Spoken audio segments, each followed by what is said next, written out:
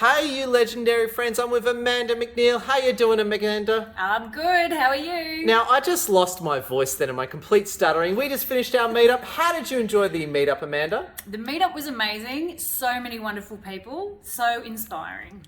Now, I am inspired and honoured to have you with us, Amanda. You're a top master coach. You're an amazing leader. Tell us a little bit about what you do and how you help people, Amanda. Yeah, so empowerment and wellness is my thing. And I really, just want to help people who have either experienced or are experiencing some major changes in their life. And I really, people they lose their sense of self, they lose their identity, and they want to get themselves out of it.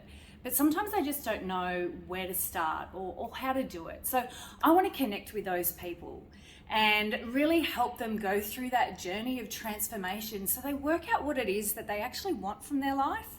And I want to help them feel inspired and empowered to go on and live their best life. Now, that's fascinating. I love where you're going, Amanda, and we were talking before a bit off camera. We're, of course, as we're doing the video, it's February of 2022. We've sort of really come out of a lot of the global pandemic. Yep. What were some of the darker lessons you learnt during the pandemic you'd love to share with us all? Yeah, so the thing that I realised most about the pandemic, it turned people's lives upside down, and what they were so connected to and found their identity in, so be it their job or their relationship. Unfortunately for some people, a lot of people, that all started to break down for them. And so they really lost who they were. They really lost their sense of identity and self. And they've had to go through a major, life change and really try to reestablish where they fit in the world now. So what I've learned, and this is where I want to try and help people, is just to help them reestablish that confidence and help them reestablish who they are and what they want. Because there is so much that has come out of the pandemic that's so positive. If we can only just tap into that, people can go on to thrive. And what did you personally learn from the pandemic, as in you, Amanda? What hit you over the head? Yeah, look, work-life balance for me was one of the biggest things, yeah. You really understood how much time you spend. And the pandemic was actually worse for me because working from home, you logged on and you stayed online and you could stay at your desk till 8 o'clock at night and not walk away. So I really needed to reevaluate my work-life balance. So that's what I learned. Yeah, I noticed that too. It was very, for a lot of people, the pandemic just extended your working day. So whilst on the surface, oh my God, I'm working from home. Yeah.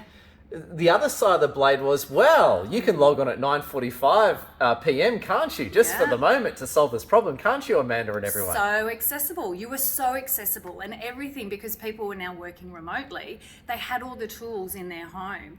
And so people found it really hard to walk away from their 9 to 5 or whatever your hours were.